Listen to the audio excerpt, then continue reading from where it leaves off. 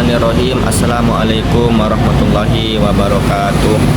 Perkenalkan, nama saya Muhammad Jeffrey. Saya dari Prodi PAI 1B. Saya akan menjelaskan atau mempresentasikan tentang pendekatan filosofis, normatis, dan historis dalam studi Islam. Yang pertama, saya akan menjelaskan tentang pendekatan filosofis dalam studi Islam. Pendekatan filosofis dalam studi Islam berfokus pada aspek rasional dan intelektual dari ajaran Islam. Dalam pendekatan ini, para pemikir Islam berusaha untuk memahami ajaran-ajaran dasar agama Islam melalui logika, terus filsafat, dan lain sebagainya. Filsuf-filsuf Islam klasik seperti Al-Farabi, Al-Ghazali, terus Ibnu Sina itu berperan besar dalam mengembangkan pemikiran tentang Tuhan, alam semesta, dan hubungan manusia dengan Sang Pencipta. Mereka menggunakan pendekatan filosofis untuk menyelaraskan ajaran Islam dengan filsafat Yunani dan pemikiran nasional yang berkembang pada masa itu.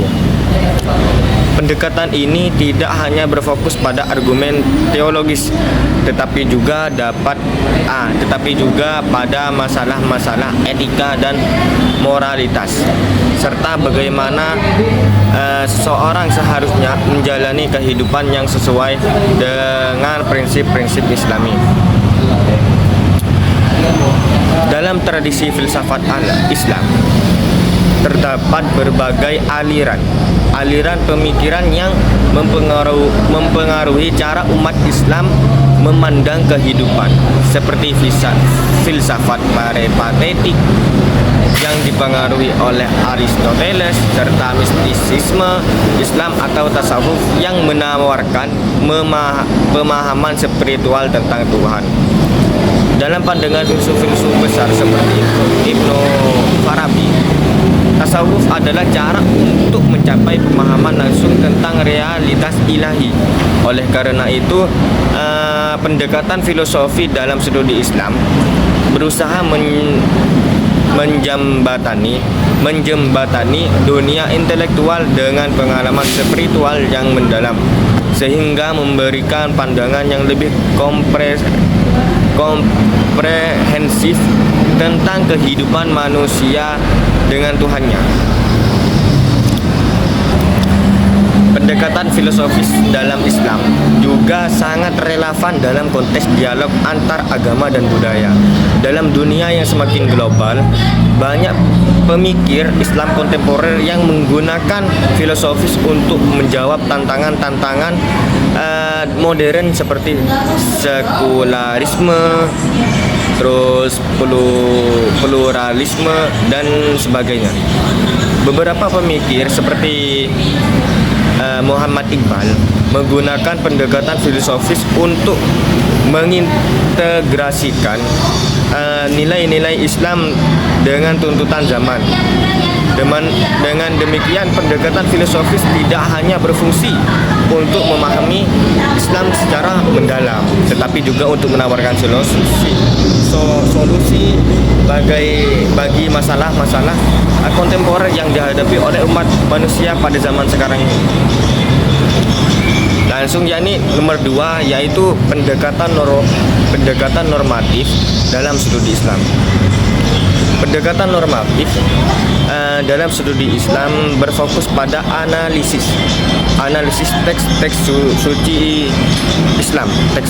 suci Islam, terutama Al-Quran dan juga hadis. Untuk memahami ajaran dan hukum Islam secara sistematis, pendekatan ini melihat Islam dari segi normatifnya, yaitu apa yang seharusnya dilakukan oleh umat Islam menurut teks-teks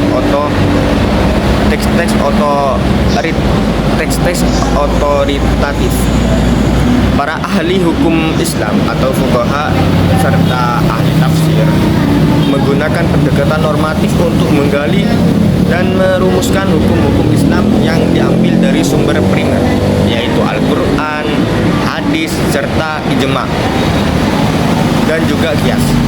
Pendekatan ini sangat penting dalam pembentukan hukum Islam atau fikih yang mengatur aspek-aspek kehidupan individu dan masyarakat, mulai dari ibadah hingga muamalah. Pendekatan normatif dalam sudut Islam menekankan otoritas teks dan pemahaman yang ketat terhadap makna yang terkandung di dalamnya. Dengan menggunakan pendekatan ini, para ulama Islam berusaha untuk memberikan pedoman yang jelas dan tegas mengenai berbagai aspek kehidupan, termasuk masalah pernikahan, warisan, hak-hak individu, dan tata cara ibadah. Pendekatan ini sering digunakan dalam konteks pendidikan agama, di mana siswa dilatih untuk memahami dan menghafal teks-teks suci serta menerapkannya dalam kehidupan sehari-hari. Di sisi lain, pendekatan normatif juga sering dikritik karena kecenderungannya untuk bersifat dogmatis dan kurang dan kurang fleksibel terhadap perubahan zaman. Namun, pendekatan normatif juga memiliki kelebihan, yaitu kemampuannya untuk memberikan kepastian hukum dan moral bagi umat Islam dengan berpegang dalam teks-teks yang dianggap otoritatif. Umat Islam merasa memiliki landasan yang kuat dan menjalani kehidupan beragama mereka. Pendekatan ini membantu umat Islam memiliki identitas agama yang jelas serta meningkatkan kesadaran kolektif tentang ajaran-ajaran Islam yang harus diterapkan dalam berbagai aspek kehidupan.